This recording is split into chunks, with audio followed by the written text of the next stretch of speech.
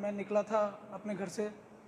मुझे लग रहा था कि शायद देश में जो आंदोलन चल रहे हैं, उससे पहले जो अन्ना हज़ारे का एक आंदोलन हुआ था, तो तब काफ़ी लोग निकले थे। मैं भी थोड़ा गया था देखने कि भाई क्या हो रहा है। उस समय तो 11वीं कक्षा में ही पढ़ रहा था।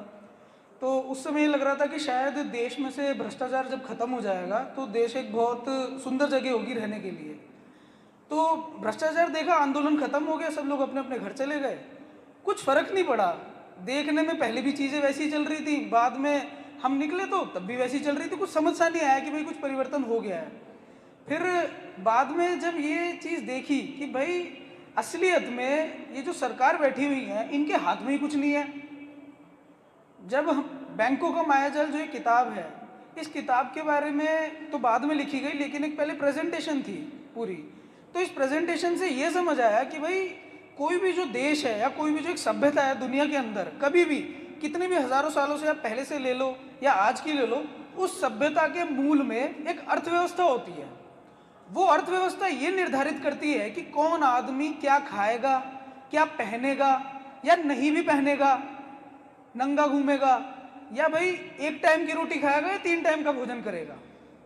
तो वो अर्थव्यवस्था ये निर्धारित कर देती है कि आप क्या खाएंगे, क्या पहनेंगे, कैसे रहेंगे, आपका अपने आस पड़ोस में, अपने रिश्तेदारों में कैसा व्यवहार रहेगा, वो अर्थव्यवस्था ये तक निर्धारित कर देती है। तो फिर ये समझ में आया कि भाई जब ये अर्थव्यवस्था इतनी महत्वपूर्ण चीज़ है तो ये तो भाई सरकार के हाथ में होगी। जब थोड़ी सी और गहन चिंतन किया, उसमें और पढ़ा, तो ये समझ आया कि ये अर्थव्यवस्था सरकार के हाथ में ही नहीं है। ये अर्थव्यवस्था कुछ ऐसे लोगों के हाथ में है जो हमारे देश से बाहर बैठे हुए हैं। भाई हम तो ये सोचते थे कि हमारी जो भारत सरकार है ये हमारे लिए पैसे बनाती होगी और जितने पैसे की जरूरत पड़ती होगी उतने पैसे बना देती होगी कि भाई इस साल देश में ये काम होना है तो इतने पैसे बना के डाल दिए। लेकिन जब इस चीज़ को समझा तो ये समझ आया कि भाई अर्थव्यवस्था किसी और के हाथ में है, और जिसके हाथ में है उनका ये इतिहास है कि उन्होंने दुनिया के अंदर विश्व युद्ध करवाए हैं। अब हम तो ये सोचते थे जब पढ़ा बचपन में कि भाई विश्व युद्ध अपने आप हो गए थे, लेकिन अब जब थोड़ी सी समझ बनी है तो ये समझ आया कि दुनिया में कुछ भी अपने आप ऐसे ही नहीं होता। उसके पीछे कोई ना कोई जिम्मेदार व्यक्ति है, कोई ना कोई संगठन है, कोई संस्था है जो उस चीज़ को निश्चित कर रही है कि भाई दुनिया के अंदर विश्व युद्ध होगा या नहीं होगा, या कितने लोग उसमें मरेंगे या बचेंगे, कितने हथियार उसमें इस्तेमाल होंगे या नहीं होंगे। तो इस तरीके से वो विश्व युद्ध निर्णय कर रहे थे वो लोग। उन्हीं के हाथ में आज हमारे देश की और पूरी दुनिया की अर्थव्यवस्था है। अब अर्थव्यवस्था उन्होंने अपने हाथ में कैसे ले ली? उन्होंने अपने हाथ में बैंकिंग व्यवस्था ले ली। आज हमारे देश में जितना भी पैसा बनता है, अगर आज यहाँ पर जितने भी लोग बैठे हैं उनके जेब में अगर 10 रुपये, 100 रुपये, 2000 रुपये, 500 रुपये पड़े हैं तो वो कभी किसी ने कर्जे पे लिए थे, कर्जे पे लिए थे। ऐसे समझिए कि कभी कोई बैंक के पास गया था कि भाई मुझे अपना घर लेना है या गाड़ी लेनी है तो मुझे पैसे दे दो, तो उसने, बैंक ने उस व्यक्ति को वो पैसे दिए थे, तब वो पैसा बाजार में आया, बाजार में आया, उसने खर्चा, घूमा, और आज वो आपकी जेब में पड़ा हुआ है। वो सरकार ने बना के नहीं डाला था, वो किसी ने कर्ज पे लिया तो आपकी जेब में आया है आज वो पैसा। इसीलिए आज जितना भी पैसा दुनिया में बनता है, देश में बनता है, वो सारा कर्ज पे बनता है। एक वेबसाइट है वर्ल्ड डेब्ट क्लॉक, आप लोग सर्च कीजिएगा, गूगल पर डाल के देखिएगा, अंग्रेजी का शब्द है वर्ल्ड डेब्ट क्लॉक। इस पे आप जाएंगे तो आपको दिखाई दे जाएगा कि भाई किस डेब्ट, वर्ल्ड की भाई WORLD, दुनिया, वर्ल्ड, डेब्ट माने कर्जा, DEBT, और क्लॉक CLOCK। इस पे आप जाएंगे तो आपको दिखाई देगा कि किस देश में कितना कर्जा है, और उसके अंदर संख्या चलती रहती है, निरंतर बढ़ता रहता है। जैसे गाड़ी का मीटर आगे भागता है ना, इस तरीके से वो हर सेकंड बढ़ता रहता है, ऐसे बढ़ता रहता है। तो फिर ये देखा हमने कि भाई ये कर्जा ऐसे कौन दे रहा है, ये पैसा दे कौन रहा है ये। तो फिर इस व्यवस्था से समझ आया कि भाई कुछ लोगों के हाथ में पूरी दुनिया की अर्थव्यवस्था का सिस्टम है, और अर्थव्यवस्था वो ही सबको कर्ज पे दे रहे हैं। मान लीजिए ये एक सभा है, इस सभा के अंदर मैं थोड़ा सा दबंग आदमी हूं और मैंने कह दिया कि भाई इस सभा के लिए पैसे मैं छापूंगा और कोई नहीं छापेगा। यहाँ पर एक सरकार थी, सरकार के साथ सेटिंग करी, उस सरकार से बात कर ली कि भाई इस सभा के लिए पैसे मैं छापूंगा, और मैंने ही सब लोगों को, यहाँ पे मान लीजिए अगर 100 लोग बैठे हैं तो इन 100 लोगों को 100-100 रुपये मैंने दिए। उनके पास इससे पहले कोई पैसा नहीं था, इससे पहले कोई पैसा नहीं चल रहा था समाज में। सबसे पहले आके मैंने 100 लोगों को 100-100 रुपये दिए। उनको 100 रुपये इस बात पे दिए कि आप मुझे वचन दो कि 100 को 1 साल बाद 110 करके लौटा दोगे। सबने मुझे वचन दे दिया हाँ जी लौटा देंगे। लेकिन अब बात यहां पर यह आती है कि मैंने कुल मिला के 100 लोगों को अगर 100 रुपए दिए तो टोटल मैंने कितने रुपए दिए? 10,000। अब मैं मांग कितने रहा हूं? 11,000। तो क्या दुनिया में कभी भी ऐसा मुमकिन है कि आप लोग मुझे 11,000 करके लौटा दोगे?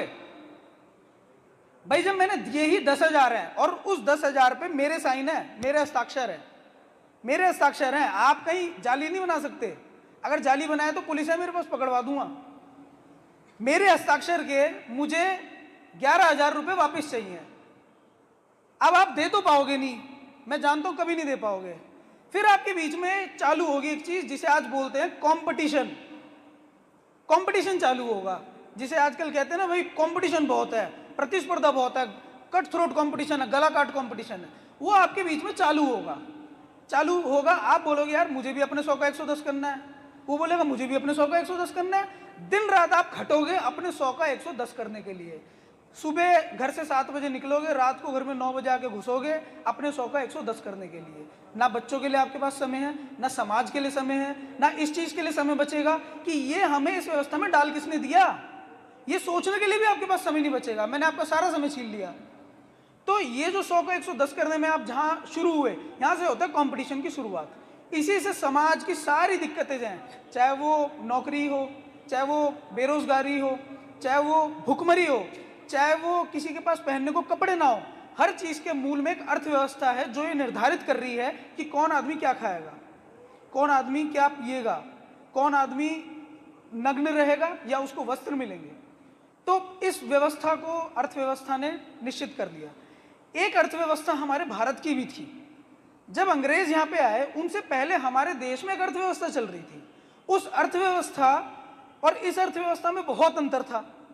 आज की जो अर्थव्यवस्था है यह है कमाने के ऊपर, कि भाई मैं कितना कमा लूं। लेकिन हमारी एक अर्थव्यवस्था थी जो भारत की अर्थव्यवस्था थी, जो गांव के अंदर चल रही थी, वो अर्थव्यवस्था थी खर्चने के ऊपर, कि मुझसे कितना खर्च करवाया जाएगा, जिसे बोलते हैं व्यय प्रधान व्यवस्था।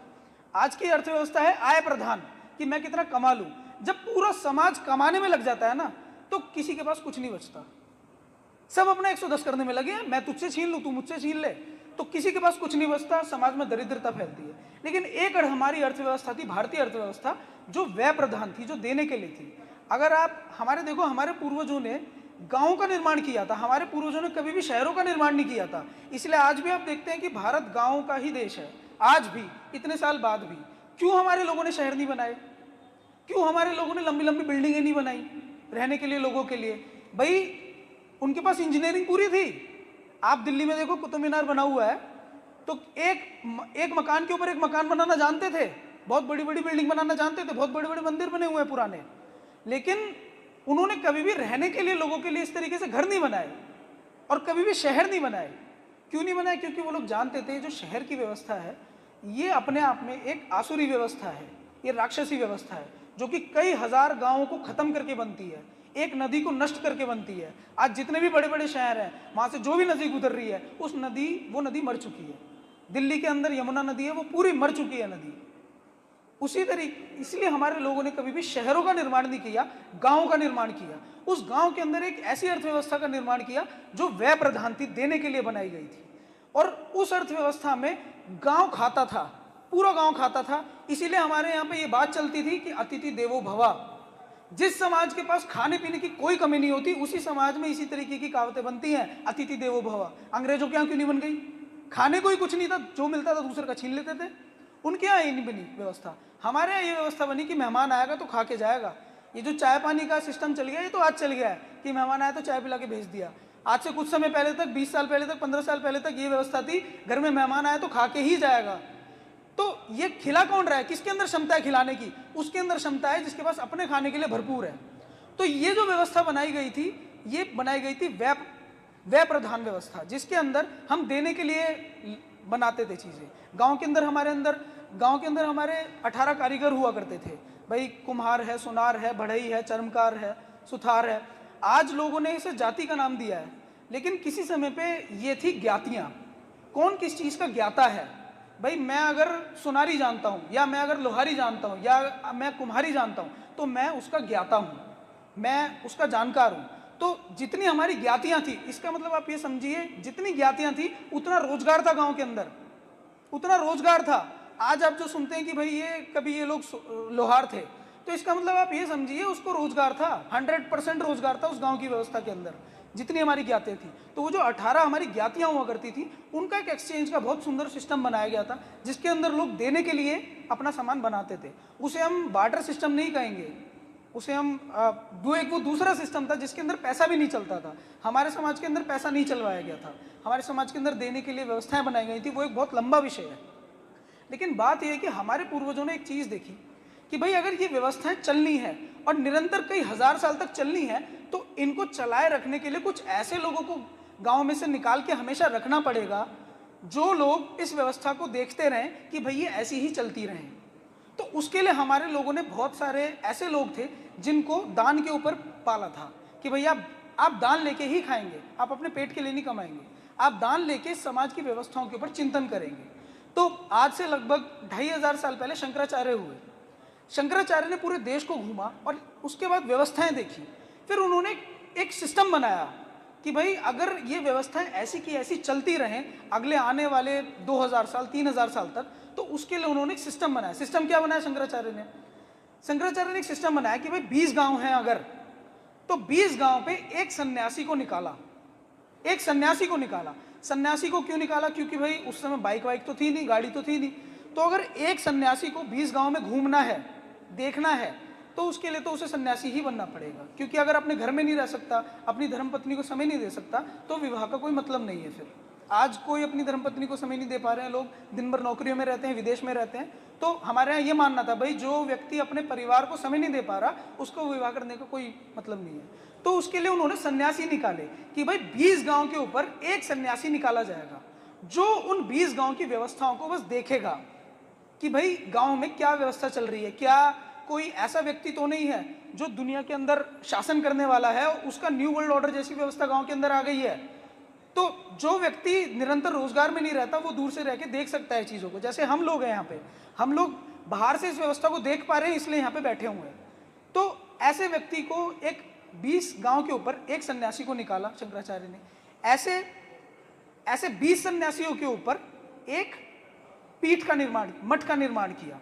हमारे भारत के अंदर बहुत सारे मठ थे। आप ऐसे समझिए अगर 20 सन्यासी माने 400 गांव के आसपास हो गई बात। 400 गांव मतलब 400 गांव एक डिस्ट्रिक्ट का, एक जिले का हेडक्वार्टर, कि भाई ये जो 20 सन्यासी हैं ये उस जिले में आके वहां पर ये बताएंगे कि भाई ये व्यवस्था चल रही है, डिस्कशन होगा, बातचीत होगी। अब ऐसे कई सारे पीठों के ऊपर एक मठ का निर्माण किया। बस मैं खत्म कर रहा हूँ। एक मठ का निर्माण किया, तो एक ये व्यवस्था का निर्माण किया और इन 20 सन्यासियों की जिम्मेदारी थी समाज के ऊपर। इन 20 सन्यासियों को खिलाना था समाज को इनको पालना था।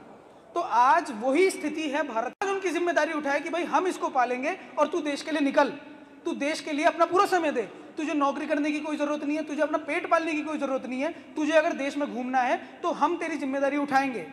तो आज हम मैं यहाँ पे पूछना चाह रहा हूँ कि भाई हम कितने ऐसे लोग हैं जो भाई हम ऐसे अपने युवाओं की जिम्मेदारी ले पाएंगे?